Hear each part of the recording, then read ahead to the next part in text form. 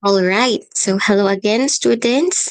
Before anything else, I would like to apologize for sending this recorded lecture a little late because I was really not feeling well a while ago and my voice cannot keep up. So, ayoko din namang pilitin kasi baka tuluyan na akong mapaos, no? Baka tuluyan nang mawala yung golden voice ko. Charot. And so, kidding aside, I will try to finish the three topics until tomorrow. So, um, don't worry because all of these videos are available for viewing until the end of the semester. So, you have the time not to view these videos according to when you are available. And another good thing, have you seen the announcement, the schedule of your exam? The exam dates are also changed, no? So that's good. It gives us more time to finish all of the remaining topics that are included in P1. But hindi ko rin naman ipipilit class, no? If hindi na talaga kaya ng oras, I don't want to congest, no? Hindi ko naman ifo-force na i-congest yung mga topics. Again, hindi naman natin pinili, no, na magka-Baguio. So, um, let's go back to our discussion. So, we have mentioned two methods of tissue examination. So, tissues can be examined fresh. Ito yung topic natin yesterday. And aside from this, tissues can also be examined preserved. Therefore, mag-a-arrive yan in the laboratory in fixative, no? Naka-fix na siya. Oops. Yan, nakalagay na yung organ or yung tissue sa isang container with a fixative. So, meaning preserved na yung tissue. And, um, sabi natin, preserved tissue examination is deemed to be better, more effective, and um, permanent. So, we have mentioned also that here sa preserved tissue examination, dito na rin papasok class yung tinatawag natin na tissue processing. Na tissue processing, the FDCIE. FDCIE, etc. Okay.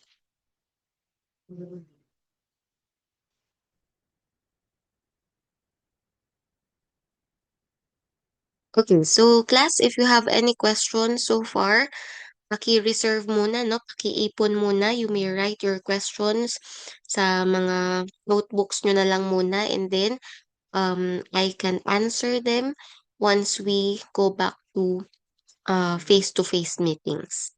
Yan. Okay, pahapyaw lang class. So, tissue processing, we have the following steps for processing of preserved tissues for histologic or histopathologic evaluation. So we have fixation. So here, I cannot emphasize this any further. Again, fixation is the most important step in histopathology. So kailangan adequate and properly fixed ang ating mga tissues. Also, after fixation, we have decalcification. However, this process, this step is optional. Decalcification class is only done in dense tissues, mga tissues or organs such as bones, teeth, mga ganyan. So, very dense tissues. So, kung hindi naman ganon yung nag-arrive or sinubmit sa laboratory, you can just skip this process and move on to the next step, which is dehydration. So, after fixation, we have decalcification, dehydration, and then after that, we proceed to clearing or also known as dealcoholization.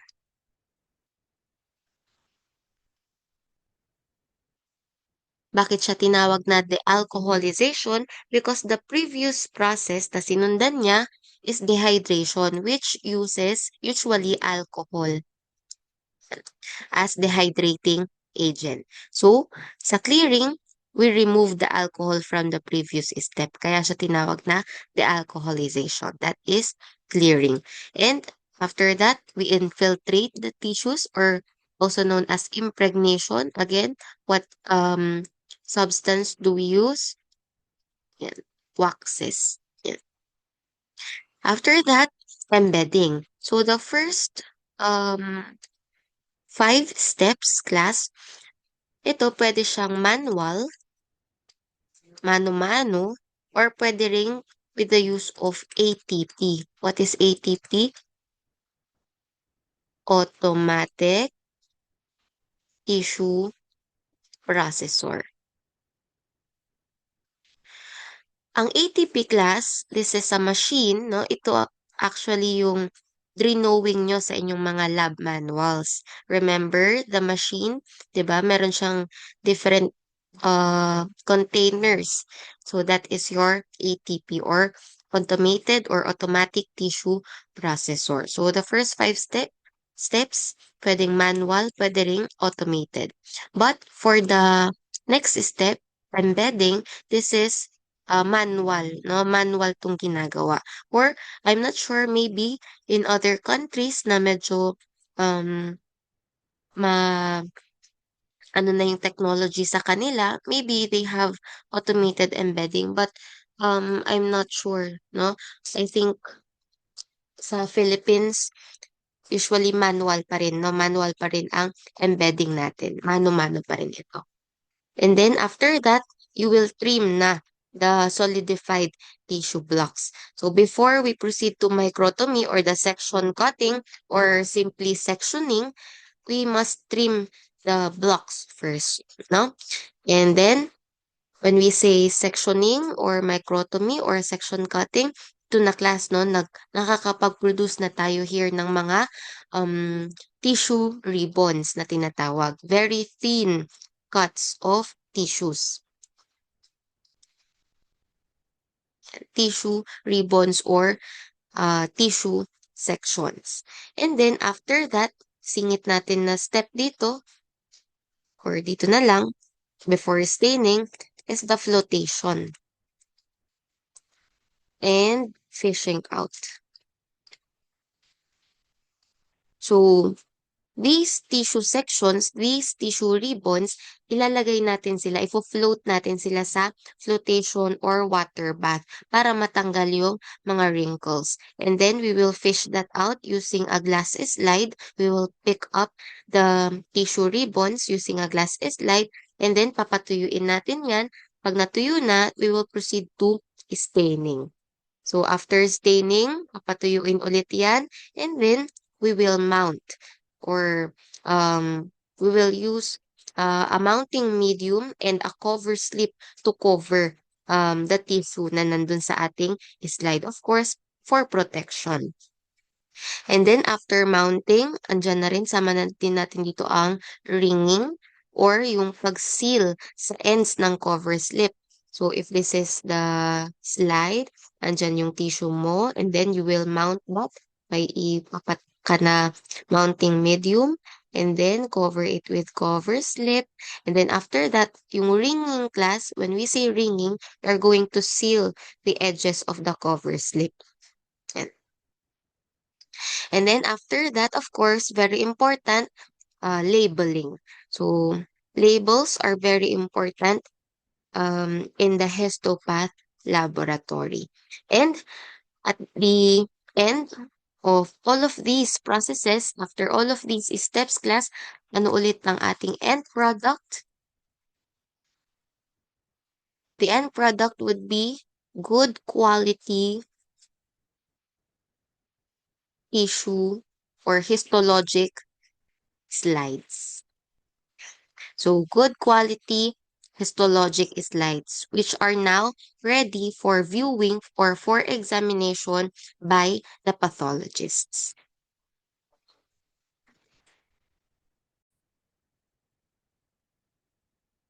Okay, so before we talk about tissue processing, yung ating FDCIE, we need to understand first or kailangan muna nating malaman kung ano nga ba yung gagawin natin pag nakatanggap tayo ng tissue or organ in the laboratory. So medyo aatras tayo ng konti. So specimens that are submitted to the histopathology laboratory must first be entered into the sections database.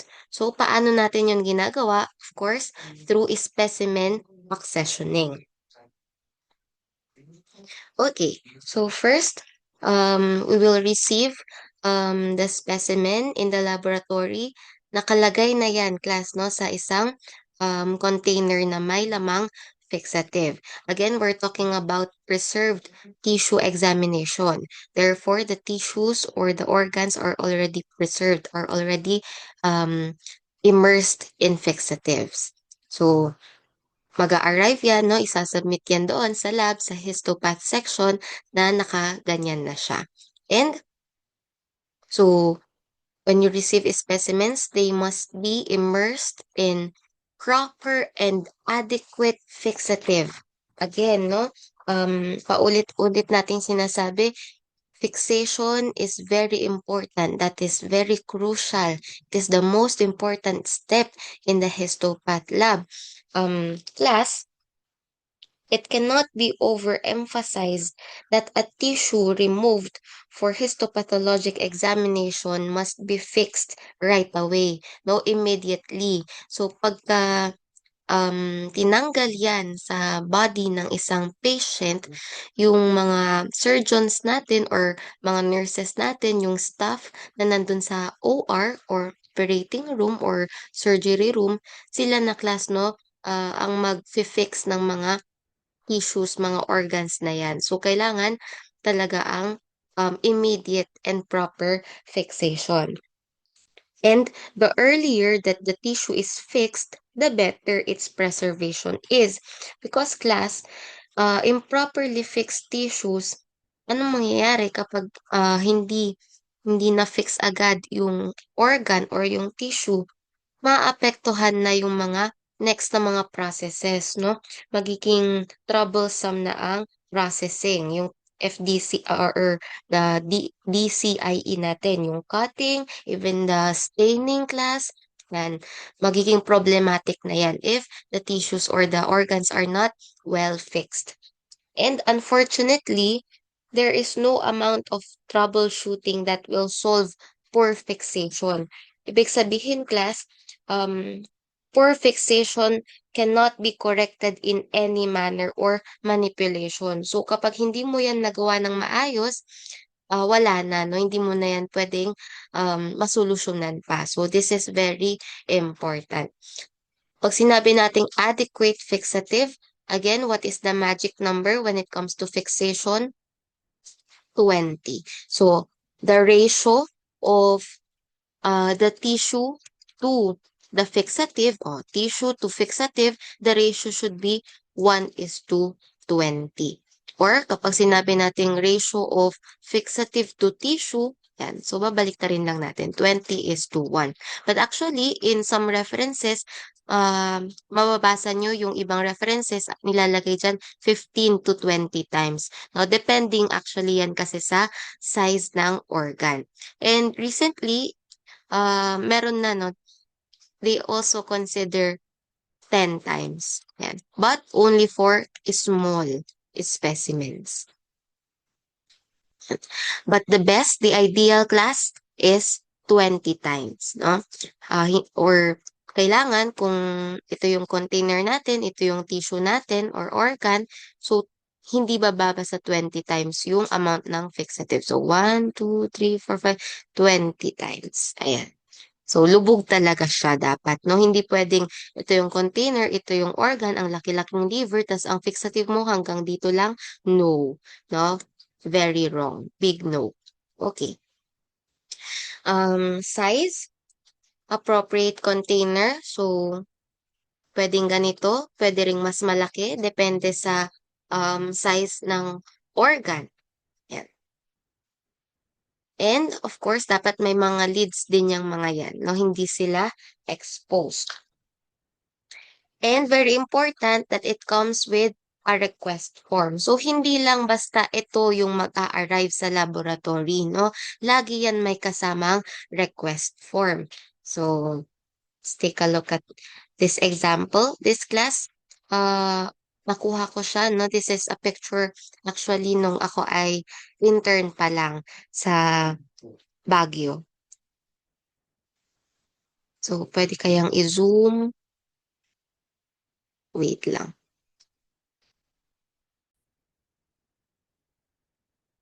Yan. So, ano yung nakikita natin dito sa request form sample natin? Meron dyan class, date of operation, date of submission, the details of the patient.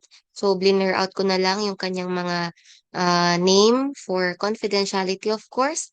And the type of specimen, dapat specific yan. Here we have a sebaceous cyst, left dorsal foot, and then other details as well.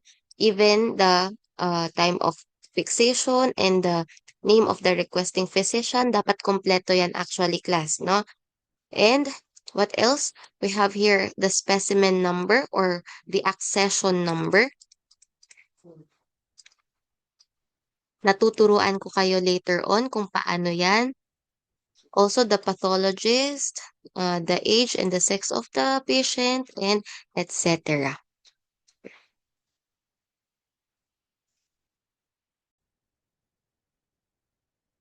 Ayun. So, again, the sample that will arrive in the laboratory should always be accompanied by a request form.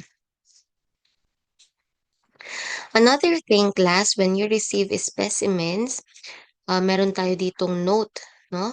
Sabi niya dyan, make sure that the details on the label on the container matches the information in the request form. Importante to class, no? Kapag nagre-receive kayo ng sample from a nurse or from a medical intern, mga ganyan, or from a doctor, huwag nyo silang papaalisin sa laboratory or sa histopath section hanggat hindi nyo pa na-check lahat ng details, no? The spelling of the name, even the time, the date of receiving the specimen, kung sinubmit yan sa laboratory ng 6:32 p.m., kung gabi, dapat PM talaga, no? Hindi yan AM. Yan. So, kailangan i-check even the tiniest detail class, the age of the patient, the sex of the patient, mga ganyan, no? Very important. Even the spelling, yan, the date, the year, ganyan. So, wag nyo silang papaalisin hanggat hindi nyo pa na-check lahat ng information, lahat ng details. And dapat match yan, no? Kung ano yung mga nandito na information, um, ganun din, no? Parehas sa nandito. Magmamatch dapat yan. Hindi pwede class na ang nakalagay dito is 3 fingers. Tapos, ang sinubmit lang ay 2 fingers, mga ganon, no? 2 right fingers, mga ganon. So, kailangan i-check nyo mabuti kung um, right kidney or both kidneys, mga ganon, no? So, kailangan alert kayo sa mga ganyang bagay. Ano pa, class, ang napapansin natin? The containers are properly labeled, no? The specimens are properly labeled. Unlabeled specimens are absolutely unacceptable for accessioning. So that is um, a criterion for rejection kapag wala yang label or if there are any discrepancies or inconsistencies sa between the request form and the label on the container, so you must inform, no? You must coordinate that sa staff. So pwede nyong ibalik dun sa OR or kung sino yung staff na concerned.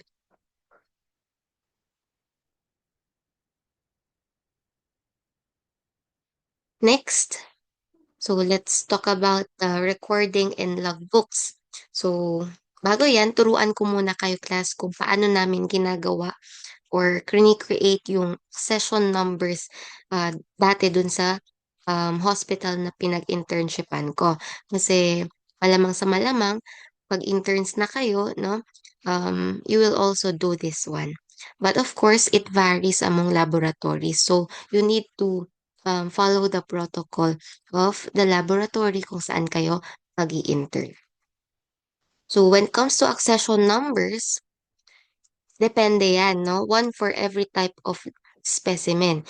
Pagka-receive nyo ng sample, and then na-check nyo na yung mga details sa label and also sa request form, okay naman, nag-match naman sila, you are now going to record that sa logbooks natin. Sa histopath class, sandamakmak ang logbooks dyan, no?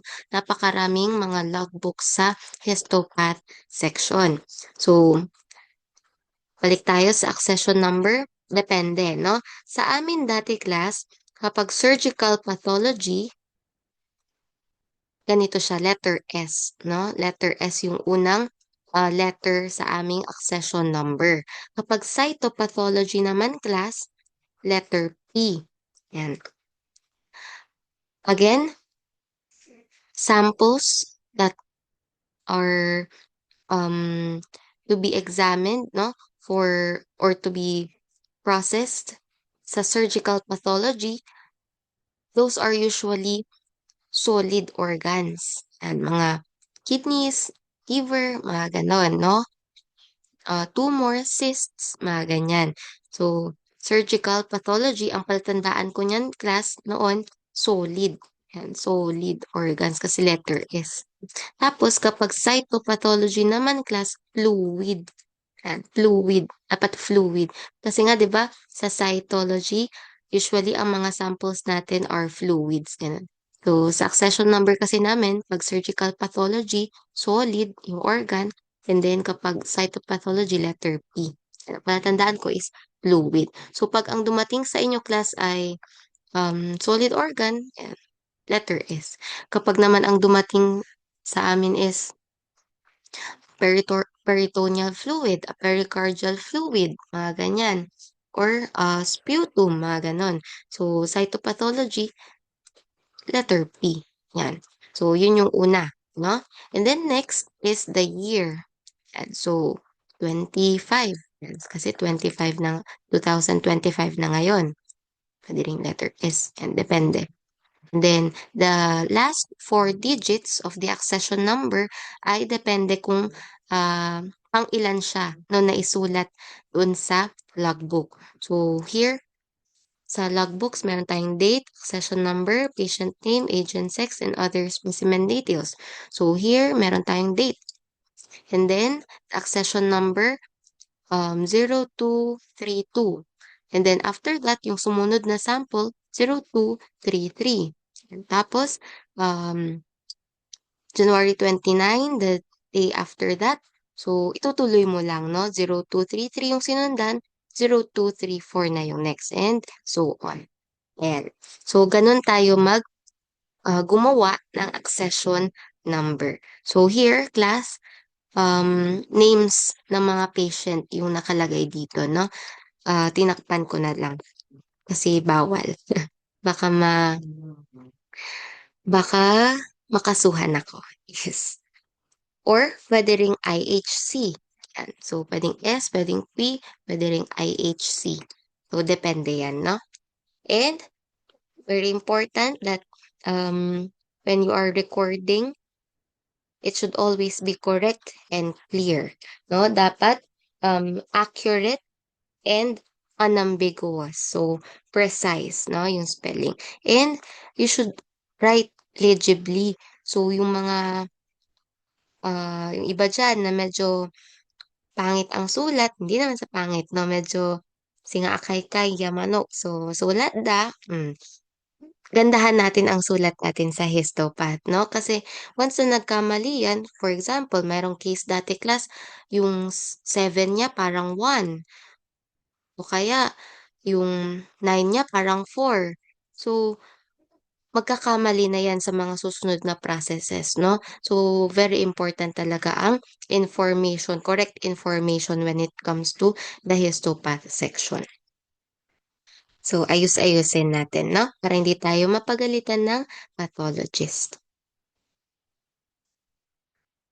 So this is an example also of our logbook back then. So date, the accession number, the name, and then here, andito yung age and sex and other details. So pwede rin naming isulat dyan if right foot, mga ganon, left arm, mga ganyan. So, or kung ilan yung number ng specimens natin. Okay, so writing off the accession number, we have already talked about this one. It should always be complete and legible. It should be written sa body ng container, no class? Pansinin nyo dito, although okay lang naman na isulat din natin sa lid para mas madaling mabasa, but make sure that there is also a label dun sa mismong body ng container. And the label should not be removable, should be permanent, no? Hindi siya madaling ma-erase or matanggal. Tingnan nyo to class, no? Hindi mo maalam kung 3 ba yan or 0. Or ito class, 4 ba yan or 21. So, this is a big no-no, no? Buti na lang, parang nakikita ko meron naman ata siyang label dito sa body ng container, hindi lang sa lid. Okay. Excuse me. And that is all. Okay, so I hope that you've learned a lot and that you will apply all your learnings, especially kapag kayo na, no, yung magi-intern and na-assign kayo sa Histopath Lab. So, hanapin nyo na lang ako kung nasan ako dyan. Siyempre, yung nakabangs. Ayan. So, I will see you on our next video.